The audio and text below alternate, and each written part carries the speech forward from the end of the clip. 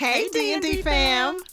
I'm Quick. And I'm Lee, and you're listening to Divas and Duckets. So what is a diva? I think divas get a bad rep. But to me, diva is all about the attitude. As for Duckets, it's your finances, your assets, Skrilla, guap, your coin. We're talking all things with the potential to affect your pockets. And while we're attorneys by trade, we are divas by choice. Divas and Duckets is for edutainment purposes. Y'all, we are not Series 511 or 703 professionals. This does not create a financial advisor or attorney-client relationship. The views expressed here are solely our opinions and the opinions of our guests. It's just our opinions, y'all. Okay, divas, let's talk Duckets. Welcome back, D&D family. How are you? Doing well, I hope. We're so glad for you to see us again. Yes, the second episode of Visual Effects. Right. And for those that are tuning in via the podcast, welcome back, and thank you for continuously tuning in. So what are we going to be talking about today? Let's get into it. Today, we are going to get into the nitty-gritty of crabs in a barrel. Right? Yes, it is the beginning of the new year. A lot of people are starting businesses. Yes. Just trying to jump out into those visions and those dreams, and you're learning as you start trying to find mentors and all these kind of things that crabs in a barrel is real, right?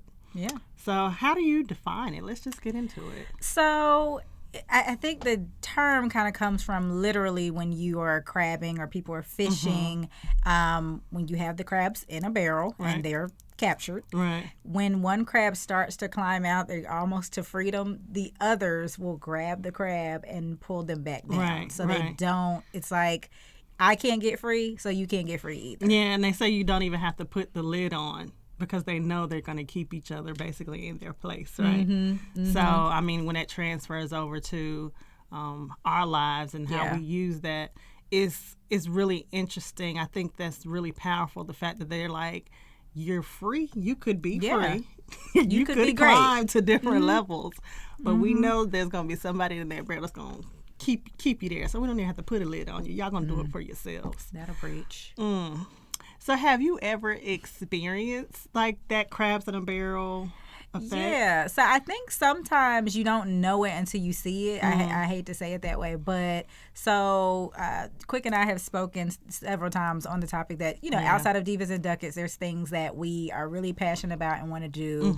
And one of those things for me has always been around helping people when they are, I guess, newly released from incarceration, or those who have a hard time, like just helping people connect to resources. Yeah. And as I was starting to research that, maybe a couple years ago, I actually found a couple businesses who already did that. So my thought was, let me reach out to these individuals, because I don't believe in reinventing the wheel. Right. And so let me reach out and understand, like, hey, how does this work? And even my thought was even like partnership, because it's such a massive issue that I just feel like one person can't resolve it, So when I was reaching out and just trying to get insight and advice, one individual literally said, "Oh, so you're my competition," and really shut down on the aspect of like help, or even, I'm not asking a person to do my work for me, but just literally just any insight in terms of like, these are things you need to think about, or this is just generally how things work. It just, and for them to be your competition, they were clearly in your city, right?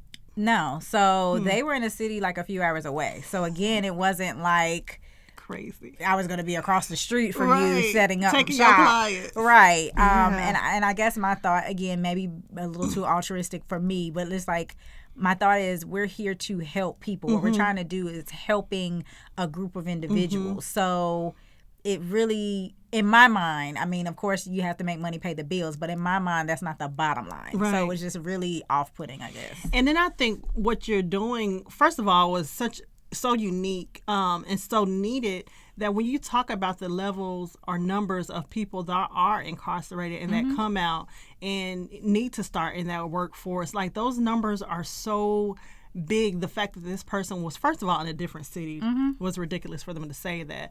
But like you said, I mean, in partnering and just building those kind of networks, you could help so many other people because your business can only handle so many clients as a single business owner. Now, if you're a corporation and you got multiple managers and all of that, but even that takes partnership, right? Because you can't be a sole owner and manage 15, 16 different states. You can't be everywhere at once. Right. So, just even thinking bigger and be like, dang, this could have been somebody I could have linked up with.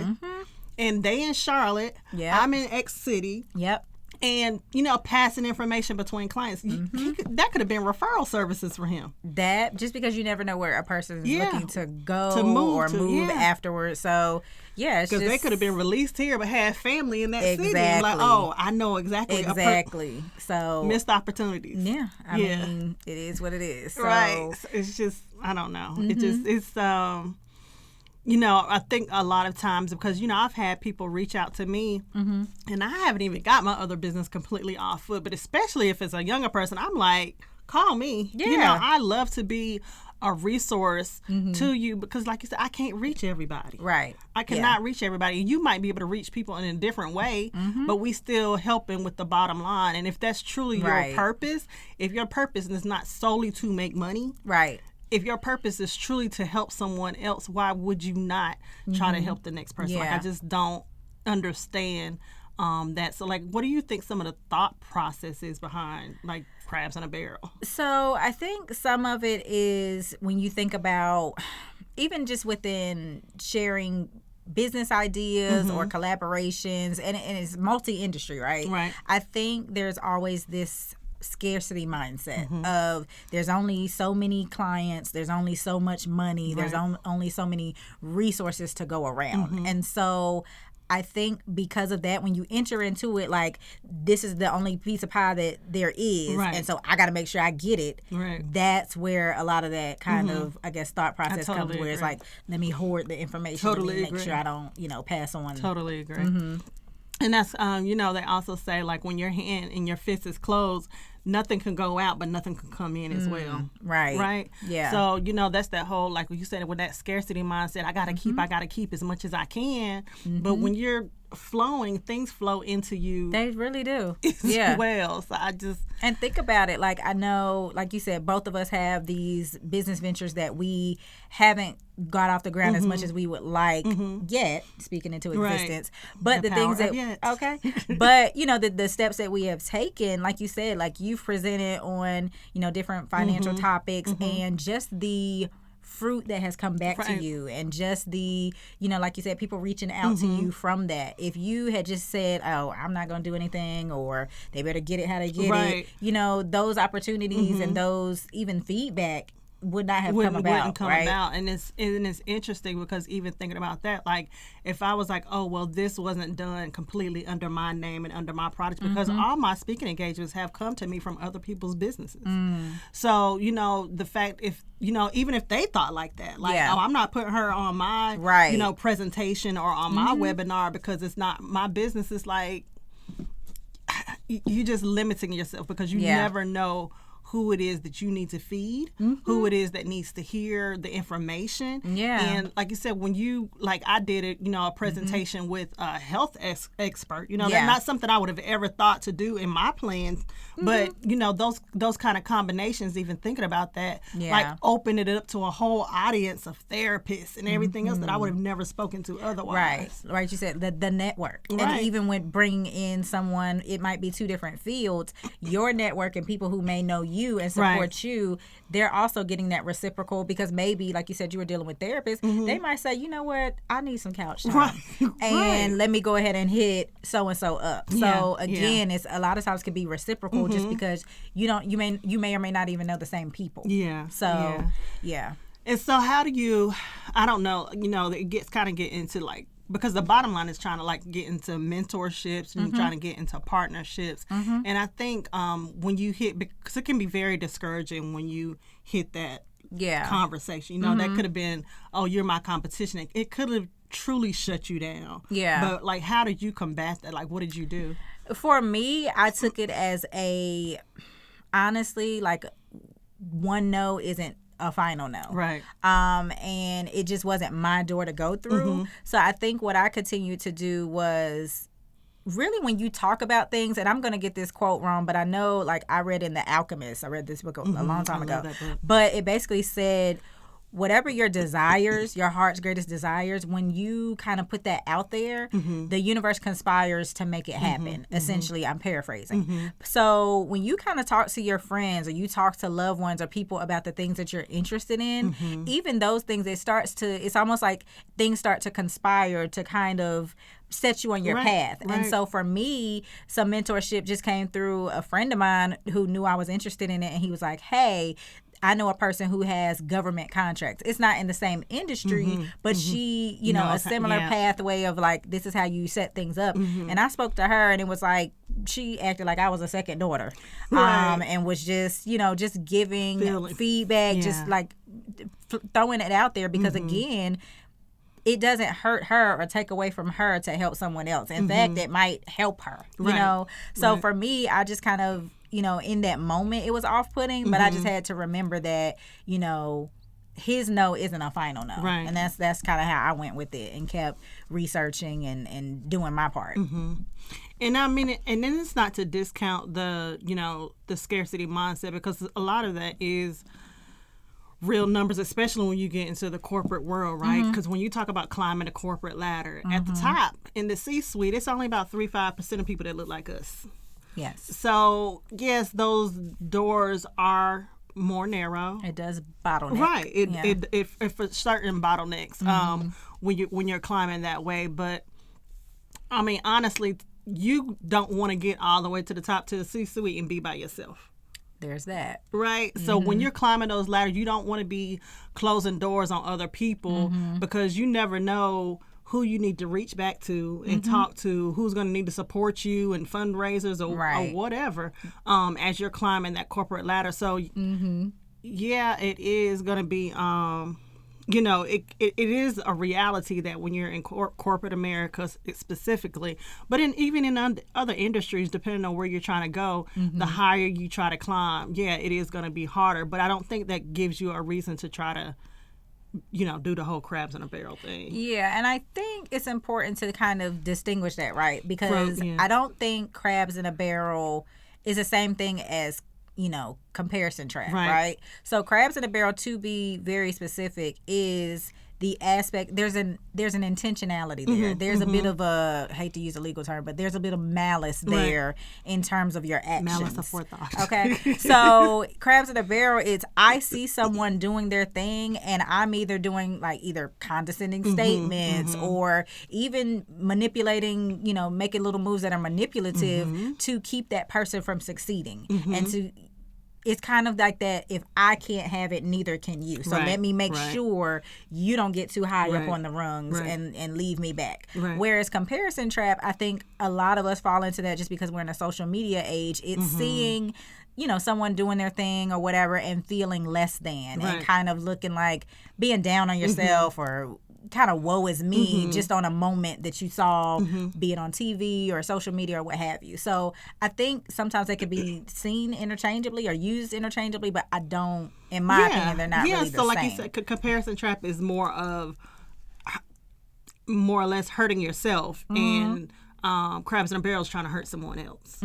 So, like you were saying, like with crabs in a barrel, I mean, even in what you're talking about, like intentionally doing stuff, you can be, working with your coworkers and, promotions and stuff are trying to come up, and they're, you see them intentionally sabotaging, hiding emails, making sure you're not on them, like doing little things so your reviews don't come up. Like, and it's not just that, but, there are intentional acts towards someone else so they don't get further ahead. Right. So the simplest way I put it is, to me, crabs in a barrel is kind of like what we call today hating. Really. It's hating on someone because you're not in that position, or you see them being in position that's somehow damaging to you. Right. You know? And then I know you were saying, and it had me tickled, you were saying black hateration. But do you think that this is limited to our community? I don't. So what I said to you was hateration is multicultural. And I think it's ascribed to the black community because historical, I hate saying it. Everything links back to slavery. I'm sorry. So back, and I read it in a book, Post-Traumatic Slave Syndrome. Okay. And so basically the concept, or I think some of the reason that people attribute it or will use the Black community as crabs in a barrel is because back then there was a, I guess, scarcity in terms of how at that point Caucasian individuals were in power to pretty much run your lives, the opportunities available, all of that. And so there were multiple, ways of doing so, the color complexes that came down, certain classism, work, this type of work is better than this type of work. And so a lot of that came from the thought that as African Americans, we're already not expected or supposed to achieve above a certain level. So when we see that there's almost like a resentment there that someone is doing it, they're not supposed to be doing it, that's not supposed to be possible, and I'm not. Right. So it's kind of rooted in a lot of that racial inequity. But it's not just, it's not just us.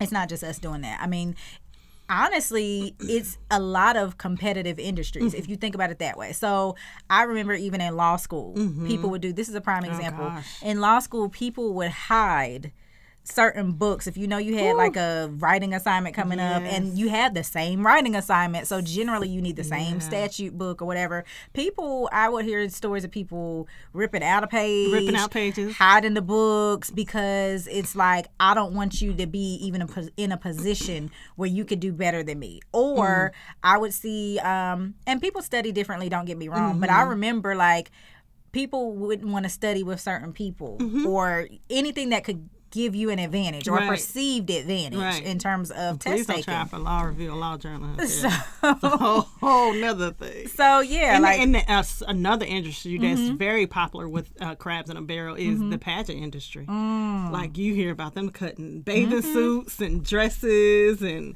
hide and make like that industry is vicious. So it's anything where, honestly, and even outside of competition, but especially in those competitive type of industries. So, the legal field, like you said, pageants. Yeah. So it's tough just because it's like, I guess in my mind, I'm like, just stop hating. Like, what is it? But I think it's something that you have to be self-aware of too, right? So. Yeah. And you have to care. Because, I don't think the crabs that are actually in the real barrel, they're like, I'm doing what I'm supposed to. I'm doing what I'm made to do. I'm trying to get to the top myself. And in real life, there are people that are just made to try to bring you down. Like, that's just, they thrive off of seeing people fail. And that's just, I don't know. And that's a popular phrase to describe crabs in a barrel. People say, well, haters gonna hate. Right. It's just, it's crazy. Yeah. So what do you think people can do about it? Or what do you want to keep going over some symptoms or solution? I think so. I really don't have a solution for it. I will say this. I think when you are put in a certain position, especially in our community, I will say, because, other communities are already afforded that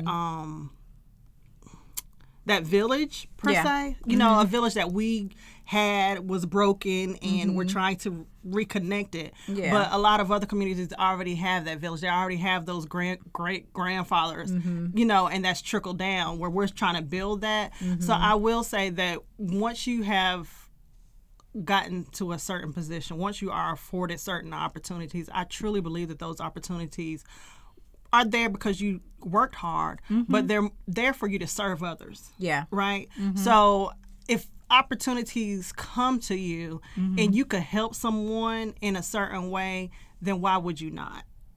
Because it's only if you're doing it in a right way, that person is very likely going to be saying, hey, let me tell you what, like you just said about the lady, the mentor that, connected to you, they're going to tell somebody else about you anyway. Yeah. Let me tell you what this business did. I did not think, because I, legit have went into, how they say that I dropped in someone's inbox, I dropped in the DMs, and have gotten on phone calls and been told how to do things with complete strangers. Yeah. And you can best believe when that product comes out, I'm going to be thanking that person. Yeah.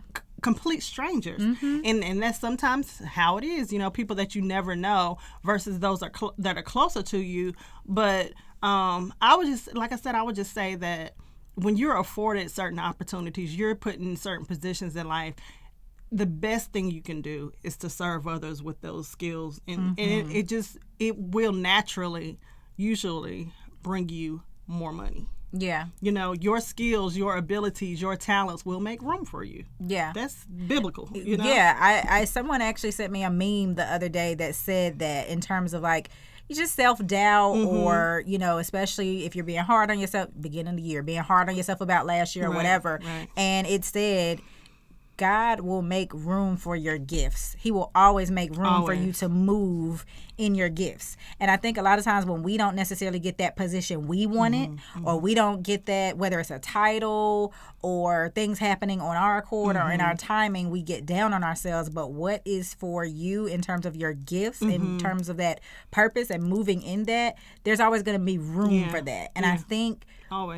a lot of times some of that, especially within the crabs in a barrel and with Comparison Trap, people forget that. I think in that moment you freeze up and don't remember like, hey, that might not even be my lane. And again, I am just a firm believer of the everyone can eat. You know, you have so many industries where people are making money. Like, I mean, 5-10 years ago, people weren't making nearly as much money on the internet. Now you could be on social media and that is your income. That's your job. And that was unheard of, you know, a decade ago. Yeah. So the fact that that is now a creative way to make money, that's a lane. Right. It's not, there's not a scarcity. You just have to keep pushing in whatever it is you're trying to do. Absolutely. And I think if you catch yourself in that, if you catch yourself having a moment where you're about to kind of sabotage someone or pull someone back, check yourself and get to the root of the why. Like I know in corporate and industry, we have this thing, root cause. So when something goes wrong, you ask why, okay, what happened? Why did that happen? That happened because of this. Why did that happen? And it's you get all the way down to the final why, and that's the root cause of the issue. And only by getting to the root cause can you even put things into place to prevent it from happening again. And so I think if you catch yourself like having a moment where you're hating or having a moment where you're kind of like, you know, being grimy, I guess, like get to the root of that. Where does that come from? Why are you doing that? And then maybe you can reassess, reevaluate, and kind of switch that up.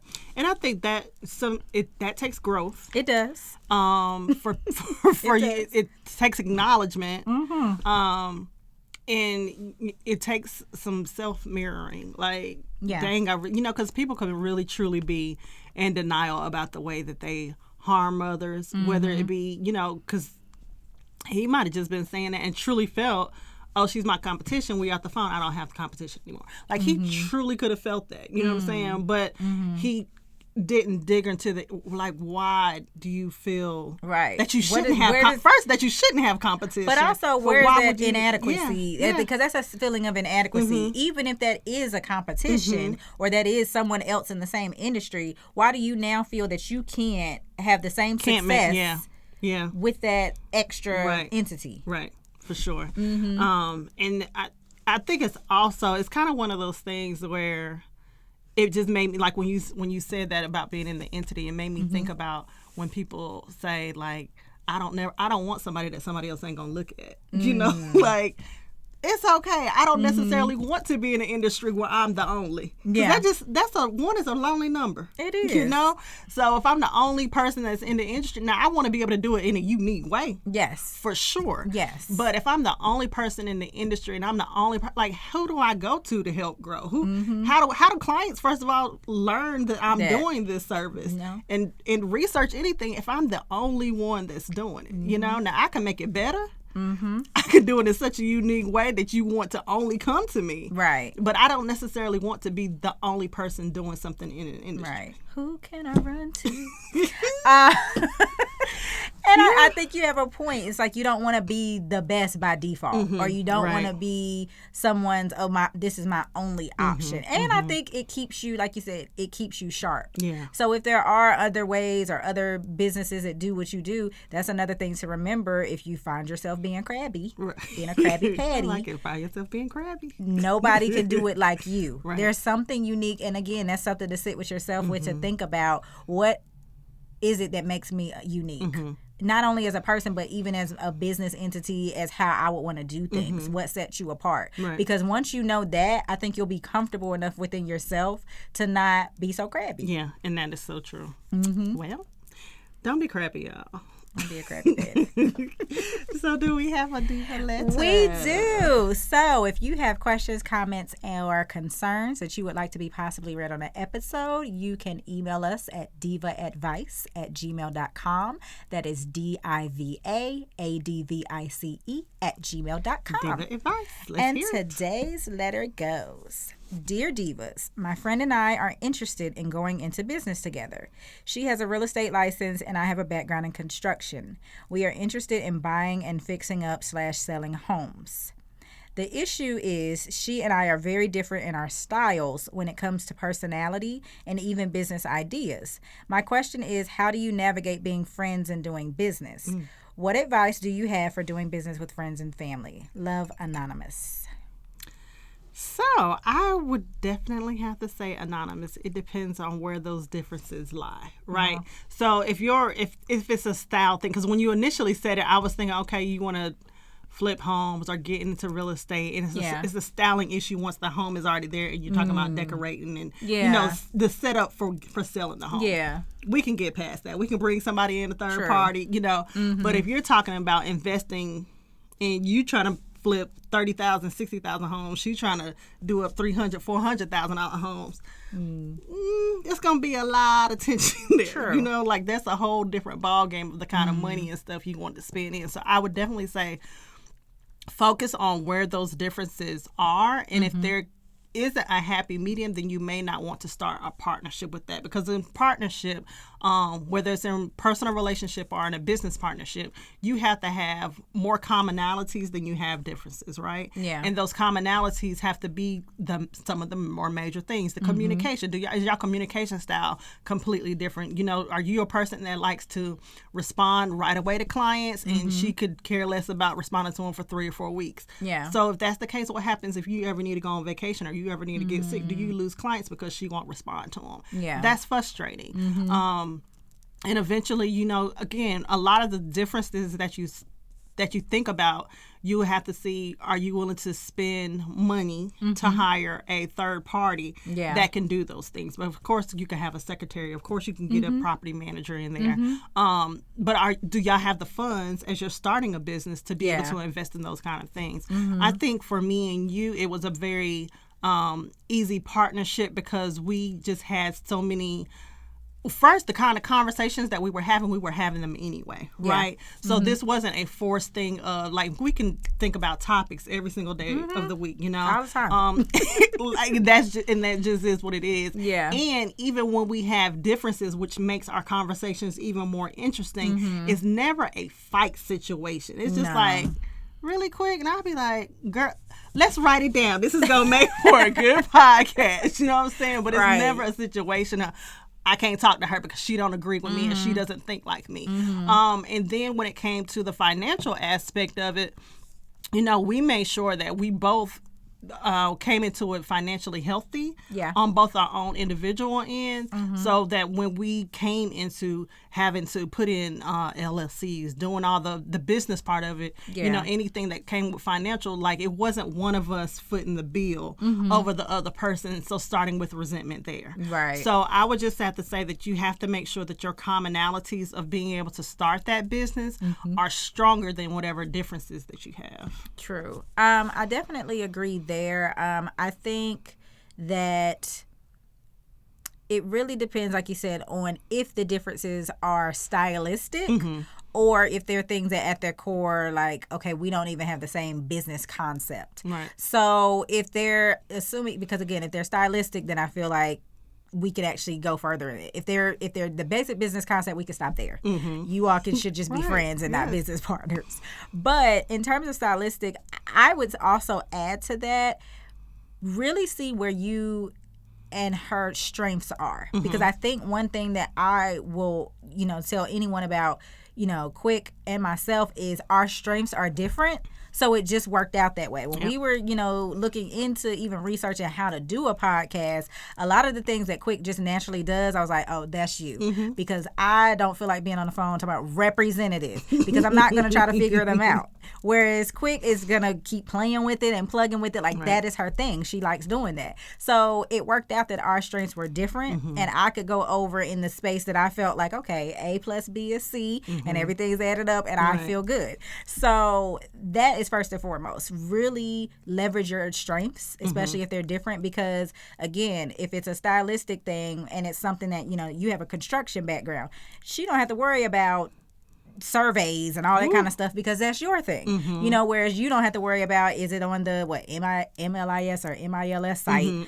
That's her lane. So I think it's starting there and then figuring out those areas where both of you maybe need some assistance or both of you need help. Maybe because of your strengths, you can save money, and that money that you now need to spend for a third party in terms of, like you said, if it's an issue of, staging the home or decor or things that you could bring people in, because again, there's experts that will be able to tell you, hey, you might want to stage the home like this because this is what's selling. So I would really gauge that. If your differences are more stylistic, sit down, work through your actual strengths, and then figure out where the gap is. And from there, figure out if you have the financial capacity to bring someone in and settle a lot of that. Because again, they're experts in their own rights when you bring in a third party to kind of get through some of those details. So I love it, and I hope y'all can work it out because that sounds really good. It sounds like a great business. It sounds like great partnership, so y'all work that out. Yes. So again, if you'd like to hear from us, divaadvice@gmail.com. For sure. So tell them where